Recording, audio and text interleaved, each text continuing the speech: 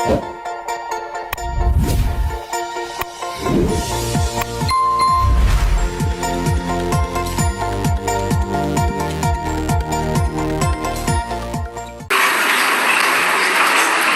you very much. Thank you, everybody. It's a big day. It should be fun. I don't know. You'll maybe find reasons why it's not, but I can't imagine because we have a lot of great things happening. It's been a very strong week and a very strong weekend. Before we begin, let me say a few words about the historic events that took place over the last few days.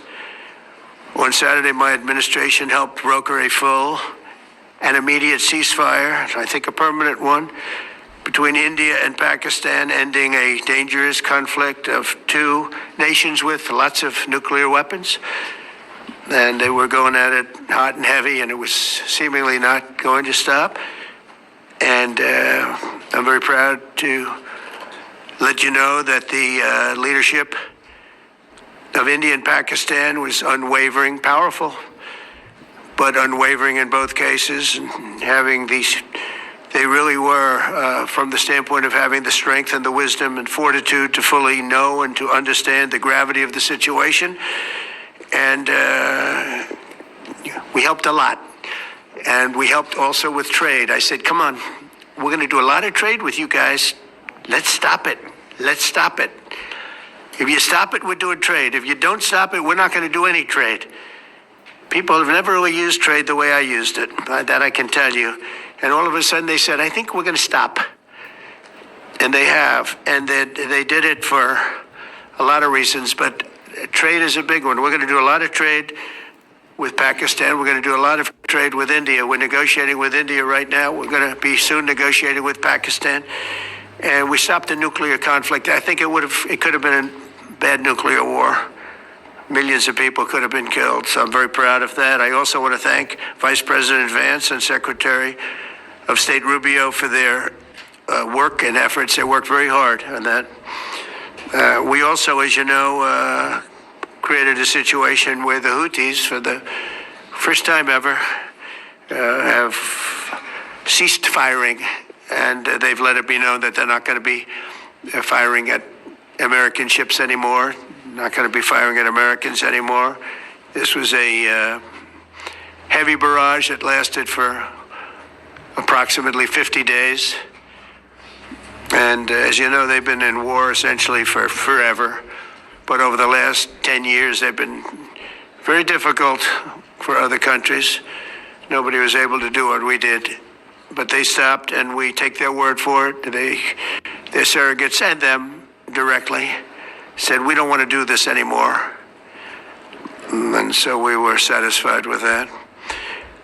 In addition, yesterday we achieved a total reset with China after productive talks in Geneva.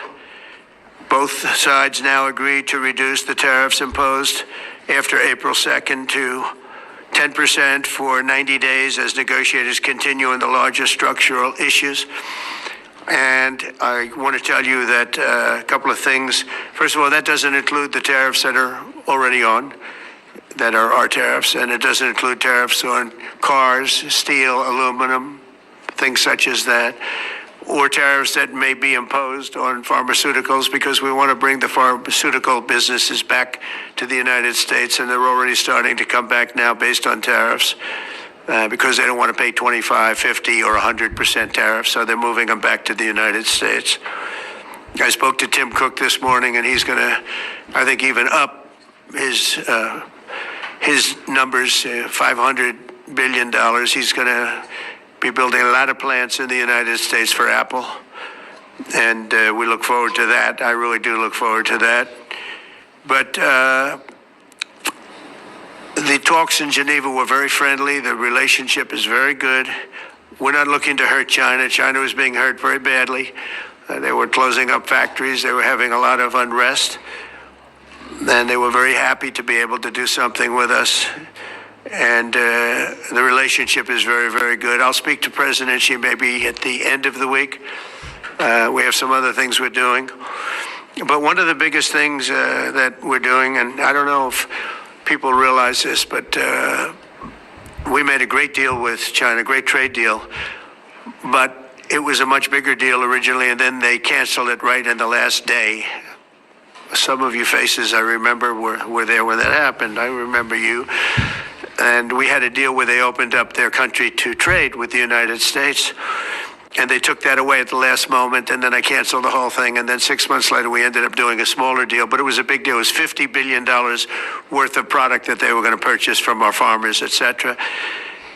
And we agreed to that. People thought it was 15 because they were doing 15. We made it 50 because I misunderstood the 15. I said, you got to get 50. Because when I asked, if you remember the story, when I asked, what are we doing with them? My Secretary of Agriculture at the time, Sonny Perdue, said, sir, it's about 15 billion and we're asking for 15. And I thought he said 50. So I said, so they came back with a deal at 15. And I said, no way, I want 50 because you said 50. They said, sir, we didn't say that anyway. Bottom line, I said, go back and ask for 50. And they gave us 50. And they were honoring the deal. And we would call them up a lot for the corn and for the wheat and for everything. They were honoring the deal. And then when Biden got in, they no longer honored the deal. There was nobody to call. I would call on an average of once every 2 weeks to say, come on, you have to speed it up a little bit. And our farmers were doing great. I said to them, buy more land and bigger tractors, if you remember. That's what happened. But the deal was a very good deal. But the best part of the deal was that we opened up China. China agreed to open itself up to American business to go in. And it would have been a great thing, I think, for China. They would be able to see things that they haven't seen. They would be able to buy products that they had never been able to buy. Would have been great for American business. I think it would have brought unity between China, better unity between China and the United States. And the bottom line is that they canceled it the last day. We were all set to sign it, and I went a little bit angry. I got a little angry. I said, they canceled the deal. The deal was done. It was all ready to be signed, and people went over, they came back to me, sir, they don't want to sign the opening up China. Well, the biggest thing that we're discussing is the opening up China, and they've agreed to do that, but it's going to take a while to paper it. You know, that's not the easiest thing to paper. But that's the single, I think, to me, some people would disagree. Some people would say we're getting a lot of money with tariffs or whatever. But, you know, especially when you add what we already have. Because remember, we're already getting the 50% on steel and different things. That's not included in these numbers, so you can add that. But the biggest thing to me is the opening up. I think it would be fantastic for our businesses if we could go in and compete with China. It would be a lot of jobs for China. It would be, I think, at a time when they can frankly use the jobs. And that's what we're talking about. So that's a very, very important element to add. So when Scott, I watched him speak the other day, and I think he didn't want to say it, but I said, it's okay to say it. Look, if we don't get it, we don't get it. But if we don't get it, it won't be a positive thing. But if we do get it, I think it's maybe the most important thing to happen. Because if you think about it, we opened up our country to China. They have very few restrictions. And they didn't open their country to us. Never made sense to me. It's not fair. And they've agreed to open China, fully open China. And I think it's going to be fantastic for China. I think it's going to be fantastic for us. And I think it's going to be great for unification and peace. China will also suspend and remove all of its non-monetary barriers. They've agreed to do that. Well, they're very numerous. But again, to me, the biggest thing that came out of that meeting is they've agreed. Now we have to get it papered, but they've agreed to open up China. It's going to be great for everybody. And third, I'm very happy to announce that Idan Alexander, an American citizen who until recently most thought was no longer living, thought was dead, is going to be released in about 2 hours, actually. And he's going to be released before the eyes of Steve Witkoff, who has done a fantastic job. I know a lot of people, they have a lot of talent. I know Steve, he had a lot of talent. But I know a lot of people with a lot of talent, but there's one that I thought had a special way about him, special personality. Aside from being a good deal maker, had a special way about him, and it was Steve. Knew very little about the subject matter, who does?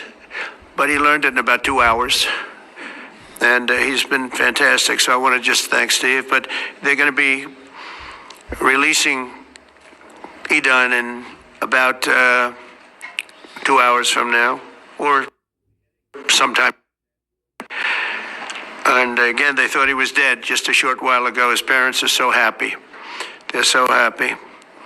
So it's, as you know, Edon's the only American citizen who's captured and held hostage by Hamas since October 7th, 2023.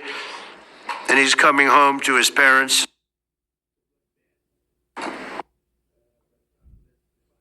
To me, it's big news. They thought he was dead. So that's that. So we'll be heading there, and we'll be seeing 3 primary countries. You know all about that: Saudi Arabia, UAE, Qatar. On Thursday's meeting with Russia and Ukraine is very important.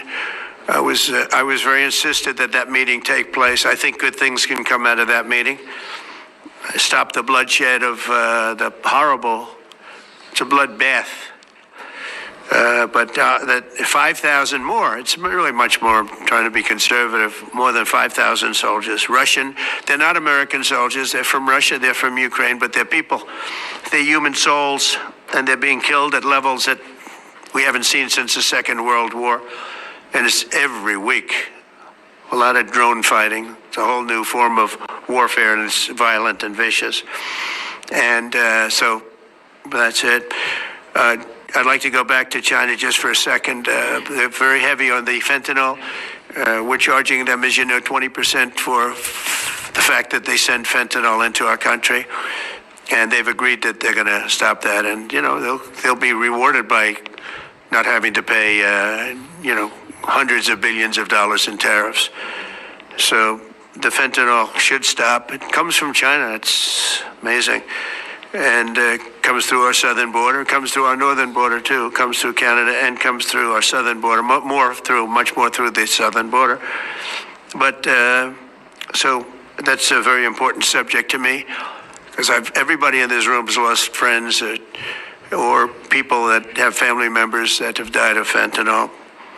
So there's a big incentive for China to stop, and I take them at their word. They're going to work on that, I think, very hard. And one thing, when they work on something, they get it done. So now I'm about to depart on a historic visit. Some of you are going with us to, as I said, Saudi Arabia, Qatar, and United Arab Emirates. Before I do, I'll sign one of the most consequential executive orders in our country's history. I don't think there's ever been anything signed like this, certainly not with respect to health care, nothing even close. I'm delighted to be joined on this occasion by Secretary of Health and Human Services, Robert F. Kennedy, Jr., who is doing a really good job, I have to tell you that.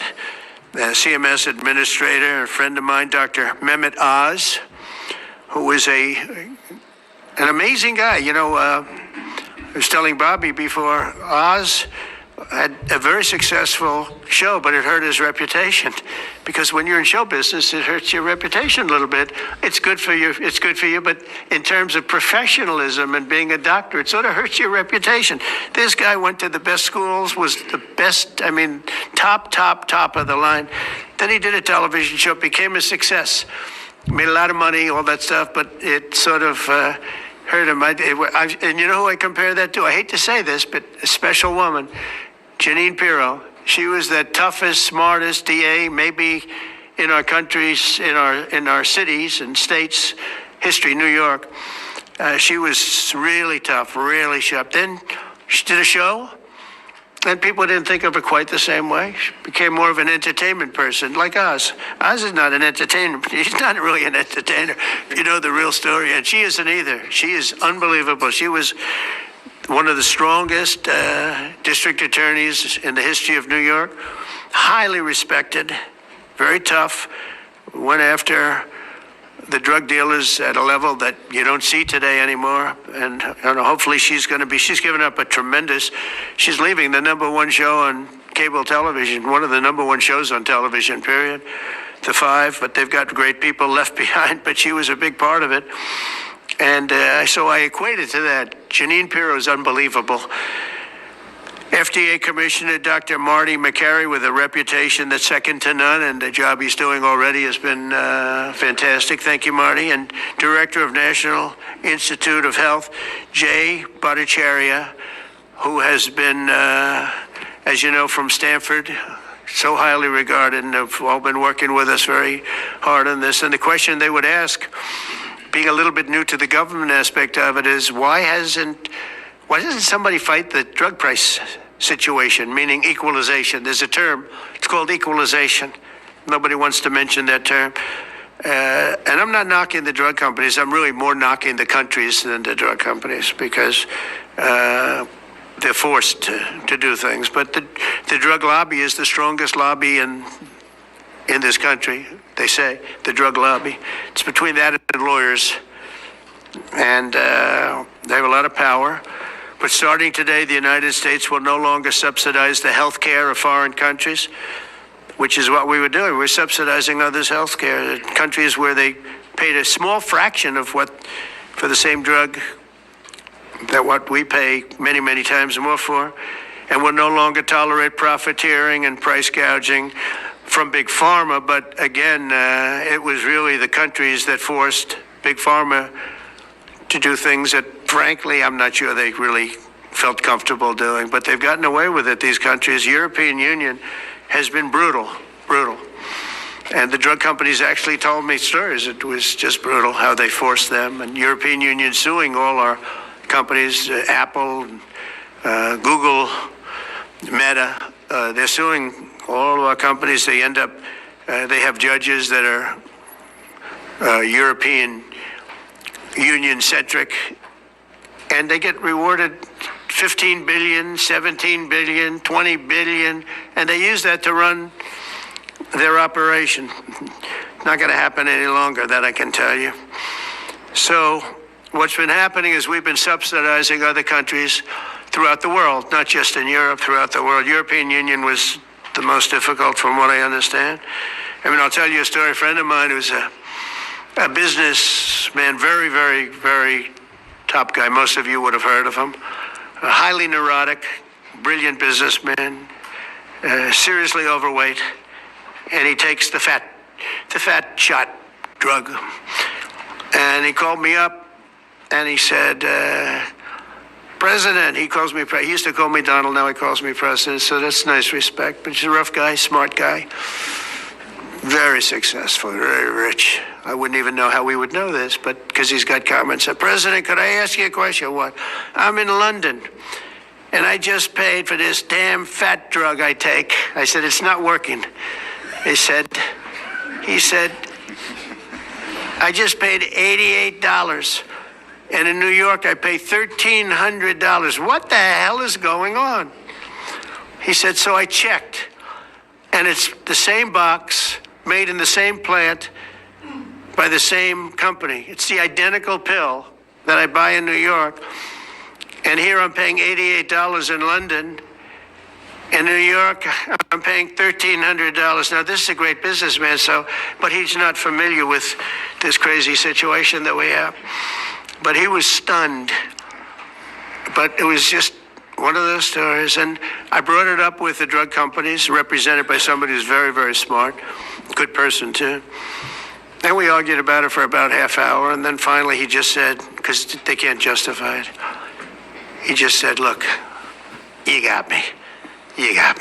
I can no longer they've been justifying this crap for years. They said, oh, it's research and development. Well, I said, well, research and development, other countries should pay research and development too. It's for their benefit. It was just one of those things. And the other countries would set a price, and they'd meet the price, and they'd say, if you don't meet the price, you can't sell it in our country. I said, well, then you walk away, and, they'll call you back and they'll sell it in the country. But now they'll have to do that. So for the first time in many years, we'll slash the cost of prescription drugs, and we will bring fairness to America. Drug prices will come down by much more, really, if you think 59. If you think of a drug that is sometimes 10 times more expensive, it's much more than the 59%. It depends on the way you want to analyze it, but in one way you could analyze it that way. But between 59 and 80, and I guess even 90%. So when I worked so hard in the first term, and if I got prices down, I remember I was the only one to ever get prices down for a full year, but I'd get them down like 2%, and I thought it was like a big deal. Well, we're getting them down 60, 70, 80, 90%, but actually more than that if you think about it in the way mathematically. And Pharma has to say, we're sorry, but we'll not be able to do this any longer to these countries that have been so tough. They've been very tough, nasty. It's trade. It's trade. And pharma is also very powerful. And the Democrats have protected pharma. The Democrats have protected pharma. These are the Democrats. And by the way, I just called the Speaker of the House, and I just called the leader, our leader in the Senate, John Thune, Mike Johnson. Spoke to both of them. I said, when you score, you're going to have to score two things. You're going to have to, number one, score that hundreds of billions of dollars of tariff money is coming in. But even bigger than that, you're going to have to score that your cost for Medicaid and Medicare and just basically pharmaceuticals and drugs is going down at a level that nobody has ever seen before. It'll pay for the Golden Dome. I see the Golden Dome is there, see? That'll easily pay for the Golden Dome. And we'll have a lot of money left over. We need the Golden Dome, by the way, in this world. Although this world's a lot safer today than it was a week ago, and a lot safer than it was 6 months ago. We had people that had no clue what they were doing. So today Americans spend 70% more for prescription drugs than we spent in the year 2000. Think of that. Our country has the highest drug prices anywhere in the world by sometimes a factor of 5, 6, 7, 8 times. It's not like they're slightly higher. They're 6, 7, 8 times. There are even cases of 10 times higher. So that you go 10 times more expensive for the same drug, that's big numbers. Even though the United States is home to only 4% of the world's population, pharmaceutical companies make more than 2/3 of their profits in America. So think of that. With 4% of the population, the pharmaceutical companies make most of their money, most of their profits from America. That's not a good thing.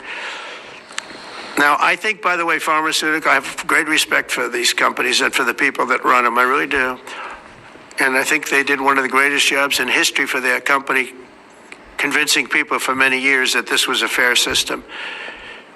And nobody really understood why, but I figured it out. For years, pharmaceutical and drug companies have said that research and development costs were what they are, and for no reason whatsoever. They had to be borne by America alone. Not anymore, they don't. This means American patients were effectively subsidizing socialist healthcare systems in Germany, in all parts of the European Union. They were the toughest of all. They were nasty. And I see that with trade too. European Union is in many ways nastier than China. Okay? And we've just started with them.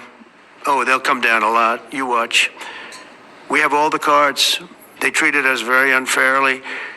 They sell us 13 million cars. We sell them none. They sell us their agricultural products. We sell them for virtually none. They don't take our products. That gives us all the cards. And very unfair. So they're going to have to pay more for health care, and we're going to have to pay less. That's all it is. And believe it or not, because it's really the world we're talking about, not just the European Union, but because it's the world, the numbers are for the healthcare company not as bad as you would think. They'll make the same. I think the healthcare companies should make pretty much the same money. I really don't believe they should be affected very much because it's just a redistribution of wealth. It's a redistribution where it could be the same top line, but it's going to be distributed differently. Europe's going to have to pay a little bit more. The rest of the world's going to have to pay a little bit more, and America's going to pay a lot less. Again, because it's a much smaller population than when you think of the whole world. So basically what we're doing is equalizing. There's a new word that I came up with, which I think is probably the best word. We're going to equalize, where we're all going to pay the same. We're going to pay what Europe's going to pay. We're going to all pay. Now, there may be some countries in dire need, and I would be willing to sacrifice that, and help them. But it's called Most Favored Nation. We are going to pay the lowest price there is in the world. We will get whoever is paying the lowest price. That's the price that we're going to get. So remember that. So we're no longer paying 10 times more than another country. Whoever is paying the lowest price, we will look at that price and we will say that's the price we're going to pay. Most favored nations. That's what it is. One breast cancer drug costs Americans over $16,000 per bottle, but the same drug from the same factory, manufactured by the same company, is 1/6 that price in Australia and 1/10 that price in Sweden. 1/10 for the identical product. A common asthma drug costs almost $500 here in America, but costs less than $40 in the United Kingdom. So $40 in the United Kingdom, which is where this gentleman told me he paid a small amount for his shot. But think of that. So $40 versus $500 here. That's not even bad. There are much worse examples. And the weight loss drug, Ozempic, costs 10 times more in the United States than in the rest of the developed world. 10 times more. Why? Why? What did we do? Suckers. But we never had a president that had the courage to do this. And nobody knew the system like I do. I mean, I've gotten to know this system so well. And I don't think it's fair that it benefits Obamacare. Obamacare is a failure. It's not a good health care. It works. I made it work. I had an obligation to make it work, or an obligation to let it die. I chose that we had to make it work. I had to make it as good as possible. And I had a choice. I could have let it fail or make it as good as possible. As good as possible means it was still not very good, but it survived. And we did the right thing. But this makes everything work. And I don't want to have a bad form of health care work because of the fact I was able to cut drug prices by 80 or 90%.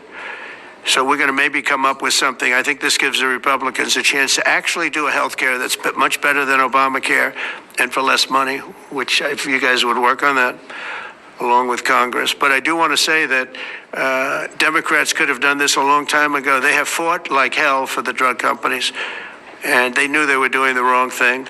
And it's going to be very hard. I was just telling the leader and the speaker that it's going to be very hard for the Democrats to vote against the one big, beautiful deal. The greatest tax cuts in history, greatest everything, but now you have the big drug prices because that's going to be included. It makes that whole situation different from a scoring standpoint. I just told them, I called them up about this. I said, I'm going to do something that's going to be very monumental, and you're going to be scoring. You better tell your people that this is going to score really well, and then add hundreds of billions of dollars in tariffs to your list also. But as big as the tariffs are, this is something that really hits quickly. 5 years ago, I signed an executive order to confront this disaster, but only confront it in a minor way. It was a good confrontation, but never to this extent. And it took people a little while to understand a very complicated system.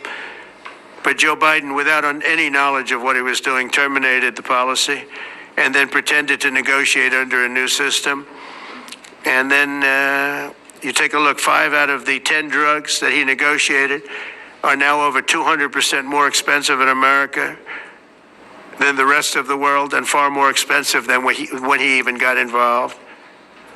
Much more expensive than when he got involved. Joe Biden's plan was as you know, because you wrote about it, you don't say it very loudly, but it was a very big failure, was his whole presidency. First, I'm directing the U.S. Trade Representatives and Department of Commerce to begin investigations into foreign nations that extort drug companies by blocking their products unless they accept bottom line and very low dollar amounts for their product, unfairly shifting the cost burden onto American patients.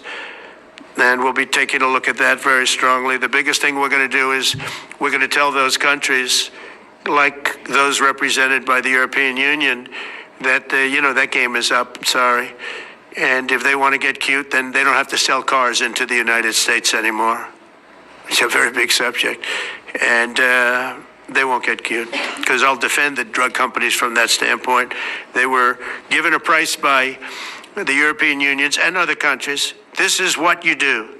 This is what we're going to pay. We're not going to pay any more. Let America pay the difference, because there was a big shortfall. Let America pay it.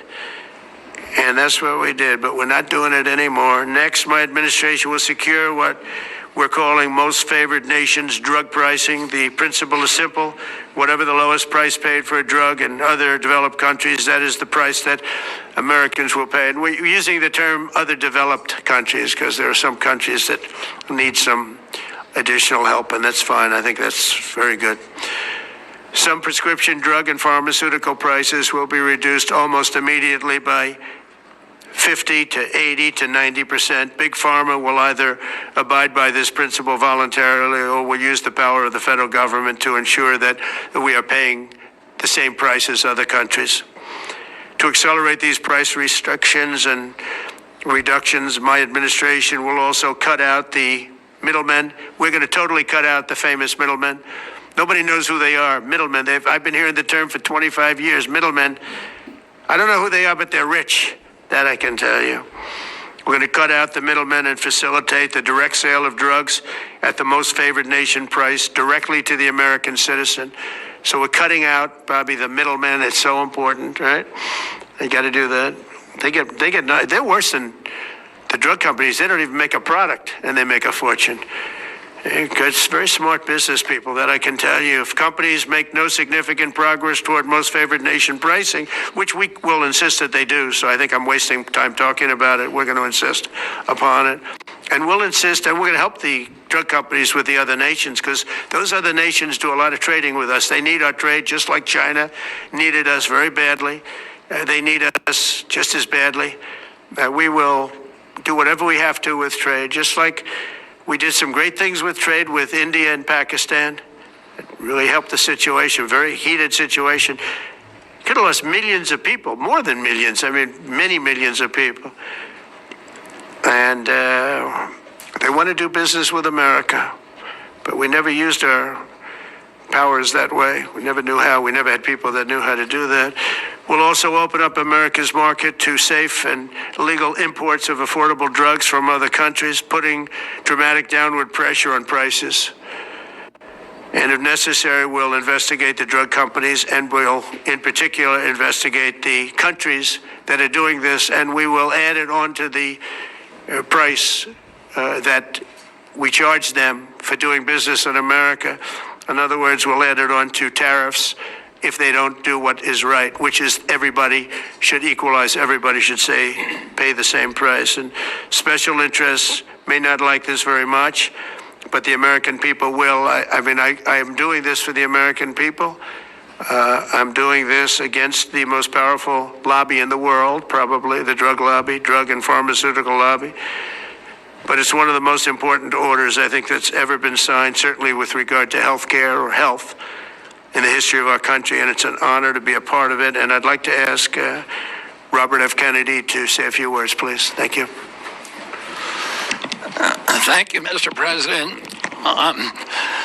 This is an extraordinary day. This is an issue that, I grew up in the Democratic Party, and every major Democratic leader for 20 years has been making this promise to the American people. This was the fulcrum of Bernie Sanders' runs for presidency, that he was going to eliminate this discrepancy between Europe and the United States. But as it turns out, none of them were doing it. It's one of these promises that politicians make to their constituents, knowing that they'll never have to do it. And the reason they'll never have to do it is because they know that Congress is controlled in so many ways by the pharmaceutical industry. There's at least one pharmaceutical lobbyist for every congressman, every senator in Capitol Hill, and every member of the Supreme Court. By some estimates, 3. Pharmaceutical companies, the industry itself spends 3 times what the next largest lobbyist spends on lobbying. So this was an issue that people talked about, but nobody wanted to do anything because it was radioactive. They knew you couldn't get it by Congress. We now have a president who is a man of his word, who has the courage. President Trump was taking money from the pharmaceutical industry too. I think they gave you $100 million. But he can't be bought, unlike most of the politicians in this country. And he is standing here for the American people. I don't know what, there's writers like Lord Elizabeth Warren or Robert Reich who are saying that President Trump is on this side of the oligarchs. There has never been a president more willing to stand up to the oligarchs than President Donald Trump. And I'm very, very proud of you, Mr. President, for your courage, I'll say, because I don't want to be crude, your intestinal fortitude, your stiff spine, and your willingness to stand up for the American people. We have 4.2% of the world's population. Our country represents 75% of the revenues for pharmaceutical companies.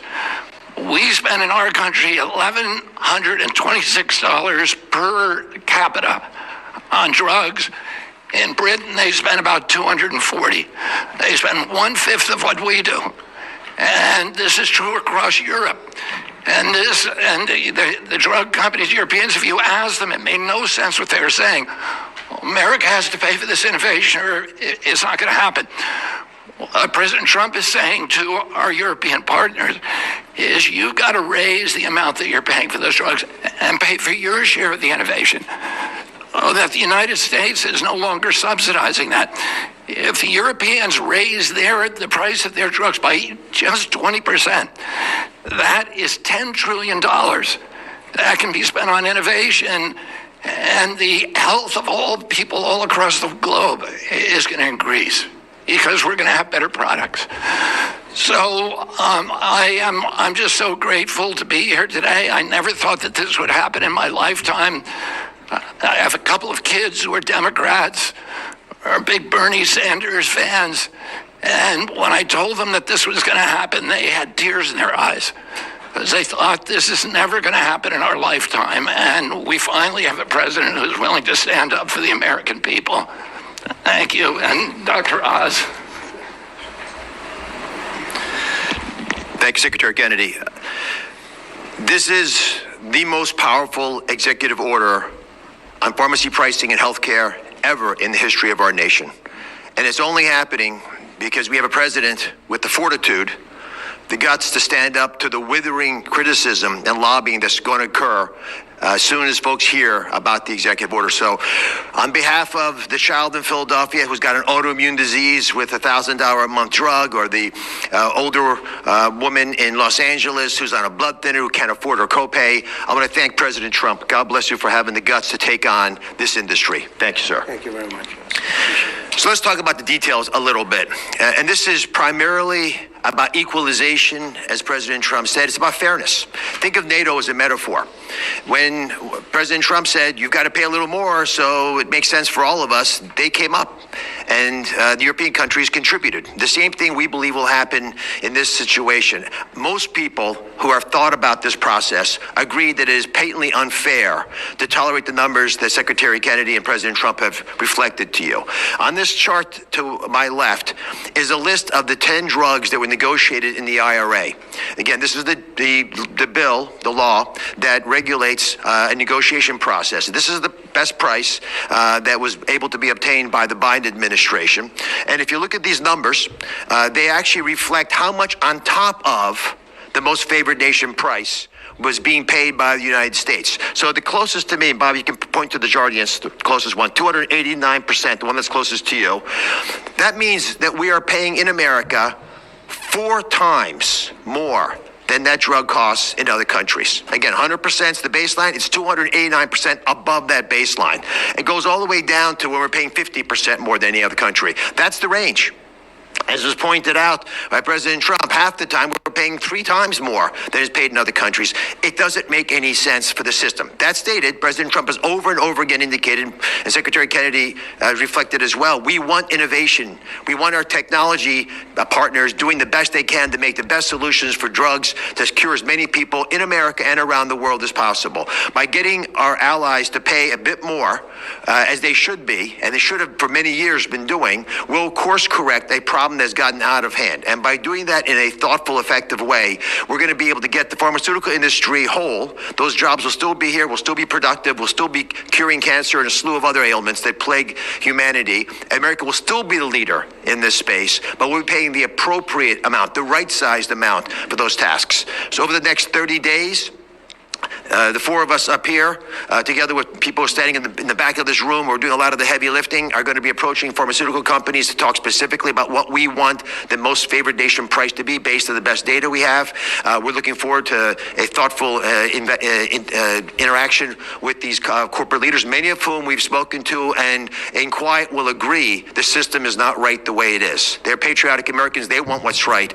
But the fact that in my lifetime, as Secretary Kennedy said, for the first time, we have a thoughtful and aggressive approach, thanks to President Trump, on taking on the special interests, should give all Americans confidence that this is an administration that stands for fairness, and it should chill the waters for those who believe they can push us away from our North Star, which is to take care of the American people. Mr. President, God bless you. Thank you very much. Thank you. Jay, you want to go next? Sure. So I teach economics at Stanford as well as health policy. And one thing that's really, really simple in economics is that when you have a persistent price difference for the same product between 2 countries, there is something deeply wrong. And what President Trump has done is a historic measure that should have been done a long time ago. What we're going to do is make sure that those prices become much closer to equal, like a competitive market you'd expect. Right now, what's happening is the American people are subsidizing in large fraction the research and development efforts for drug companies around the world by the higher prices that we pay. With this new order, Europe will share the burden of that. And in fact, if you may think of it as like as somehow it's like it's going after drug companies, actually it's helping drug companies. Because what we're also going to do with this order, what President Trump has done with this order, is he's said to European governments, look, if you are taking advantage of the drug companies by forcing them to charge very, very low prices, we're going to defend American drug companies in Europe. At the same time, we're standing up for the American consumer who's been paying far too high prices for far too long. I can go back decades to point to congressional reports after government report after government report of tremendously high drug prices, much higher than the rest of the world. And nothing has been done about it until this moment. And I'm really, really proud, President Trump, that you've done this. I'm really proud to be included in this and looking forward to the work ahead. Thank you, Jay. Great. Thank you, Mr. President. On behalf of the many doctors I've talked to about this very issue, thank you for taking the bull by the horns. Presidents on both sides of the aisle have talked about this and floated it and said they've wanted to do it, so you've had the courage to do it.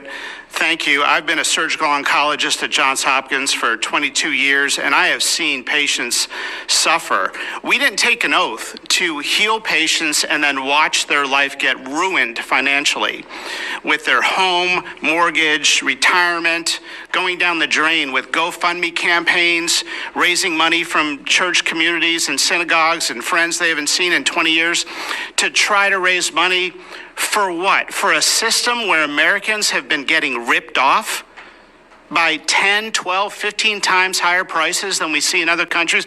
The fundamental problem in healthcare is that we've had non-competitive markets. We can do little things around the edges, or we can transform those markets to competitive markets, and that's what this executive order does today. Imagine buying a Ford for $175,000, a regular car, and then hearing that people in London are buying it for $10,000 every day, all day long. That is the craziness of this system. We're going to do everything we can at the FDA to support this executive order. It's transformative. Thank you, Mr. President. Thank you. Thank you very much. So thank you very much, everybody. I think it's a very important day. In many ways, you have, we'll start with the Houthis. We go to Pakistan and India. We go to what we did with China, the trade deal, and with UK. And by the way, many other deals are coming in very much. At a certain point, we'll just set the price because we know where we are. But we'll just set the price. But world trade is going to be terrific, and our country is going to be making a lot of money. Taxes are going to go down. Taxes are going to go down very, very substantially. But you look at all of the things that we've done, and now today I'm heading over. We'll see what we're going to do with respect to Iran. I think you have very good things happening there, too, by the way. I think they can't have a nuclear weapon, but I think that they are talking intelligently. We're in the midst of talking to them, and they're right now acting very intelligent. We want Iran to be wealthy and wonderful and happy and great, but they can't have a nuclear weapon. It's very simple. So I think they understand that I mean business, and I think they're being very reasonable thus far. And don't underestimate Thursday in Turkey. President Erdogan is going to be a great host, and we are doing some work with him having to do with Syria, too, by the way. We're going to have to make a decision on the sanctions, which we may very well relieve. We may take them off of Syria because we want to give them a fresh start. But President Erdogan's asked me about that. Many people have asked me about that because the way we have them sanctioned, it doesn't really give them much of a start. So we want to see if we can help them out. So we'll make that determination. But I think you're going to have maybe a good meeting. You have the potential for a good meeting, that a meeting wasn't going to take place. I insisted that that meeting take place. And it is taking place. And I think you may have a good result out of the Thursday meeting in Turkey between Russia and Ukraine. And I believe the two leaders were going to be there. I was thinking about flying over. I don't know where I'm going to be on Thursday. I've got so many meetings. But I was thinking about actually flying over there. There's a possibility of it, I guess, if I think things can happen. But we got to get it done. We got to save 5,000 lives a week. 5,000 lives is really more than that. It's worse than that. And when you see and you don't want to see it, but when you see the satellite photographs of the battlefield with arms and legs and heads all over the place, separated by 30 yards from bodies, doesn't make sense. So we're working very hard to see if we can end that bloodbath. Okay, there shouldn't be too many questions. It's been covered pretty well. Thank you, Mr. President. Thank you for taking questions. Two quick ones for you, starting on trade. If a longer-term deal is not reached with China at the end of these 90 days, can the American people expect those tariffs to go back up to 145%? No, but they would go up substantially higher. Okay. And then on... You know, at 145, you're really decoupling because nobody's going to buy. But they can go, they got very high because of additional tariffs I applied during the course because of fentanyl and other things. But no, but they'd go substantially higher. And then on Qatar, Mr. President, I think you will have a deal, however. Okay, you're confident that there will be a deal. On Qatar, has Qatar asked for anything in exchange for that $400 million luxury jumbo jet? And how can the American people be so sure that they will not in the future? Well, I think what happens with the plane is that, we're very disappointed that it's taking Boeing so long to build a new Air Force One. We have an Air Force One that's 40 years old. And if you take a look at that compared to the new plane of the equivalent, stature at the time, it's not even the same ball game. You look at some of the Arab countries and the planes they have parked alongside of the United States of America plane, it's like from a different planet. And it's close to 40 years old, might be more than 40 years old now. And we, when I first came in, I signed an order to get it built. I took it over from the Obama administration. They had originally agreed. I got the price down much lower. And then when the election didn't exactly work out the way that it should have, a lot of work was not done on the plane because A lot of people didn't know they made change orders that were so stupid, so ridiculous. And it ended up being a total mess, a real mess. And when I came back, I said, by the way, what's going on with the Boeings that are coming in? Well, sir, they're way behind. And they are, they're way behind. They were way behind. Another mess that I inherited from Biden. And it's going to be a while before we get them. And I think Qatar, who has really, we've helped them a lot over the years in terms of security and safety. I think they, and very, very nicely, and I have a lot of respect for the leadership and for the leader, Qatar. And I think they knew about it because they buy Boeings. They buy a lot of Boeings.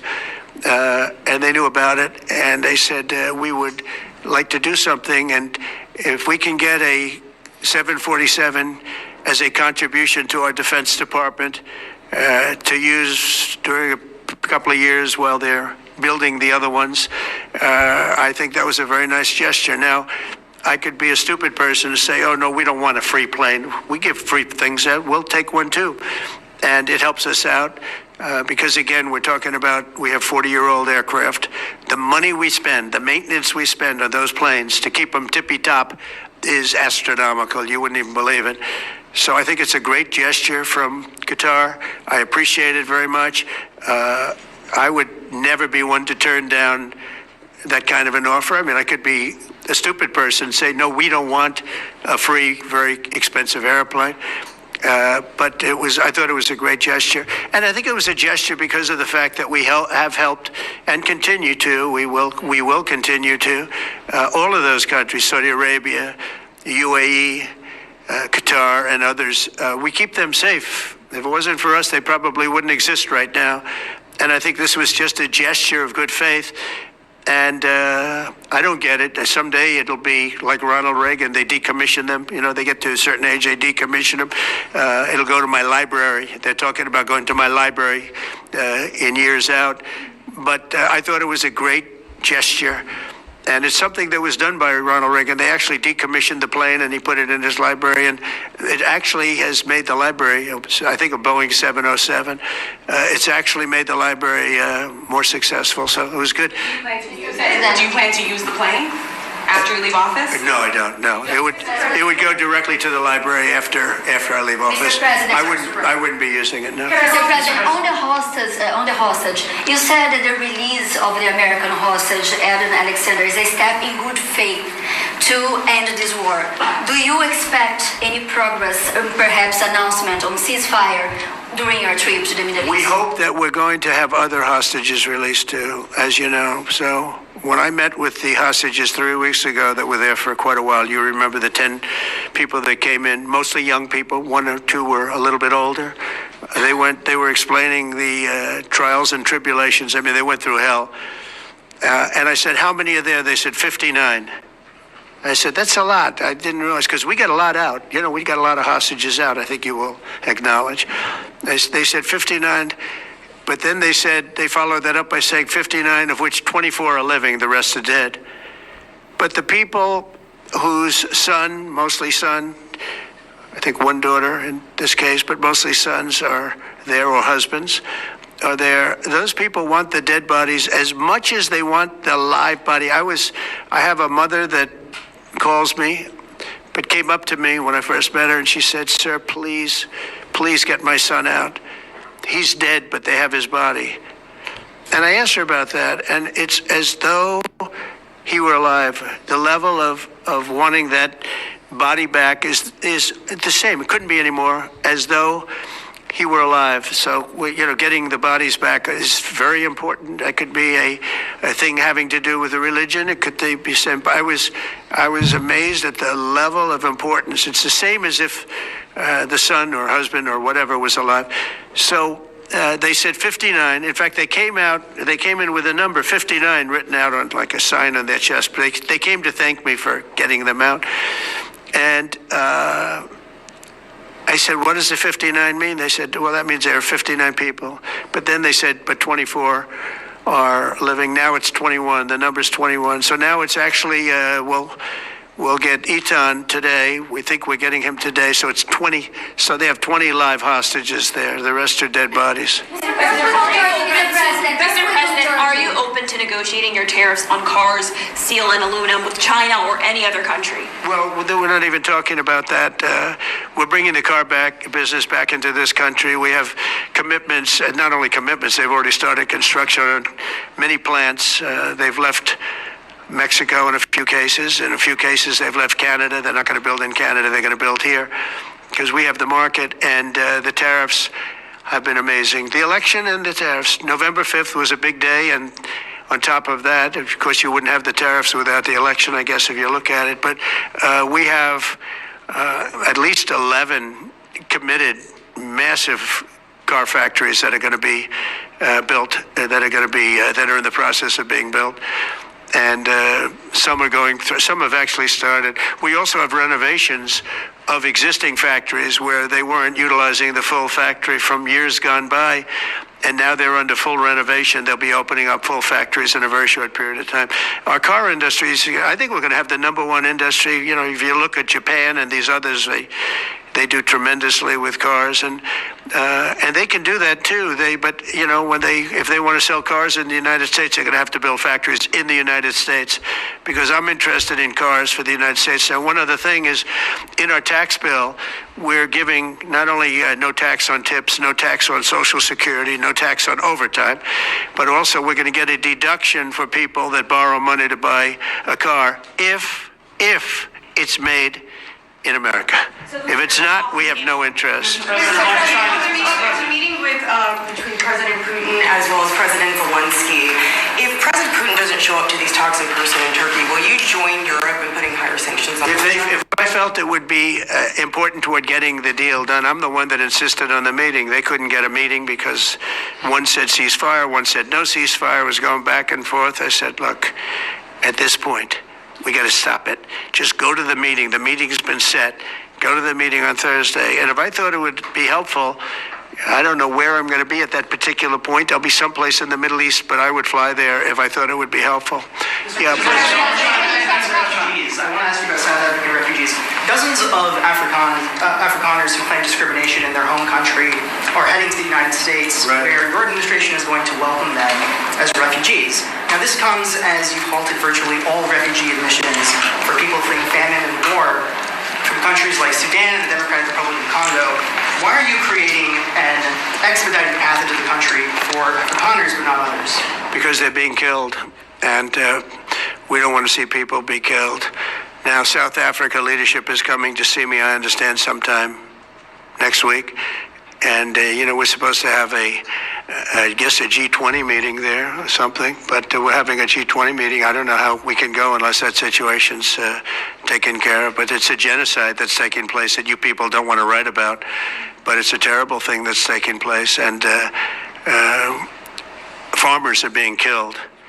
They happen to be white, but whether they're white or black makes no difference to me, but white farmers are being brutally killed, and their land is being confiscated in South Africa. And the newspapers and the media, television media, doesn't even talk about it. If it were the other way around, they'd talk about it. That would be the only story they'd talk about. And I don't care who they are. I don't care about their race, their color. I don't care about their height, their weight. I don't care about anything. I just know that what's happening is terrible. I have people that live in South Africa. They say it's a terrible situation taking place. So we've essentially extended citizenship to those people to escape from that violence and come here. Yeah.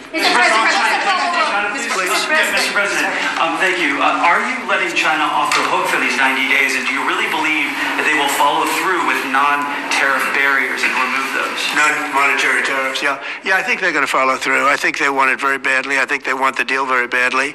Again, this doesn't include the steel tariffs that I put on a long time ago that Biden tried to get off, but he couldn't get them off because it was too much money. I took in hundreds of billions of dollars from China, what a lot of people don't know, but we put on the tariffs originally, and if I didn't do that, we wouldn't have a steel industry today. Now we have a thriving steel industry. It'll be thriving much more with what we're doing because this is the next level. But It doesn't include that, doesn't include cars, doesn't include pharmaceuticals when we do that. And the reason we're doing that will be to get them to come back in the country. You know, there are, again, I always say it because a lot of people forget, but if a company like Eli Lilly, which is making a massive investment in the United States right now, they're building many, many plants. They've already started like 7 of them, many plants, but they are not going to be tariffed. There's no tariff cost. So they're all doing that. They're all coming back to the United States. I mean, I'll tell you what, I hope I get the benefit of watching this because, as president, because, you know, it takes a little while to do this stuff. And we're doing it early in the administration. If you think of it, we have, I believe, if you look at the real total, it's over $10 trillion committed for plants and factories. Other administrations haven't had $1 trillion over a 4-year period, even over an 8-year period. We have over $10 trillion committed in one form or the other over 2 months.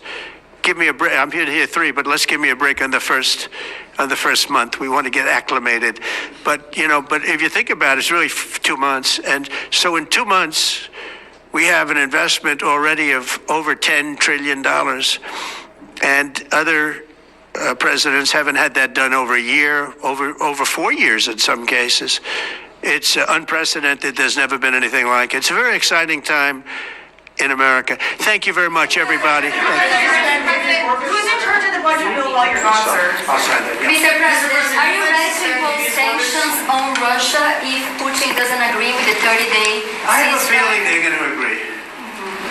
I do. I have a feeling. And there's no other countries, no European countries, Mr. President, in the negotiations. The budget bill negotiations are taking place. Who in your administration is in charge of that while you're gone? Well, everybody, lobbying from the standpoint of medical, this group behind me, I mean, I think it's the best group ever assembled in terms of medical.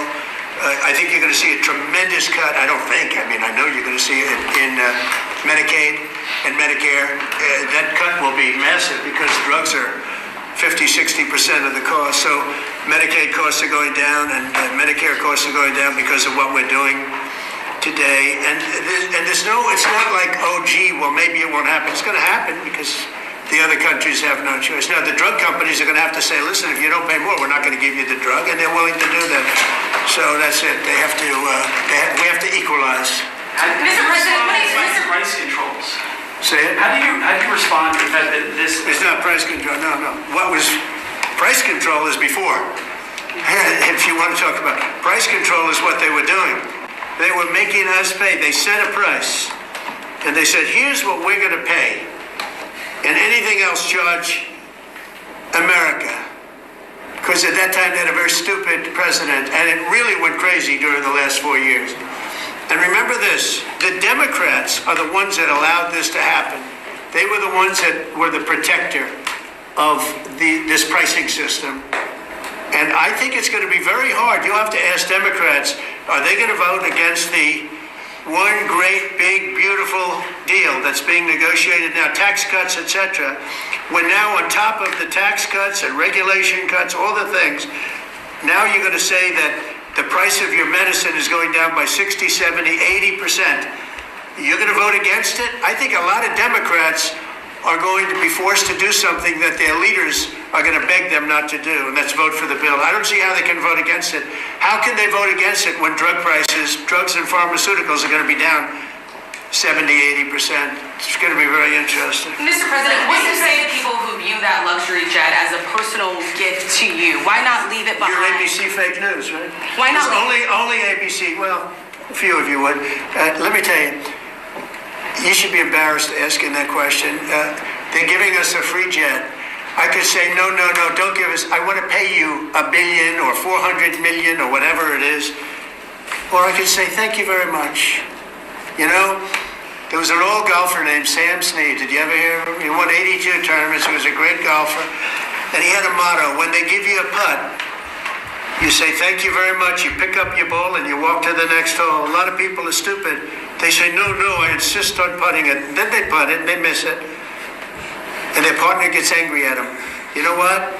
Remember that. Sam Snead When they give you a putt, you pick it up and you walk to the next hole and you say, thank you very much. Respectfully, sir, as a businessman, some people may look at this and say, have you ever been given a gift worth millions of dollars and then not received It's not a anything? gift to me, it's a gift to the Department of Defense.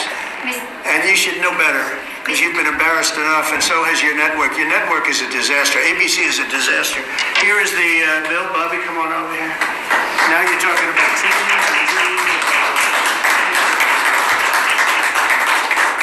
Thank you very much, everybody. Mr. President, a quick question about Turkey. Thank you very much. Thank you, sir.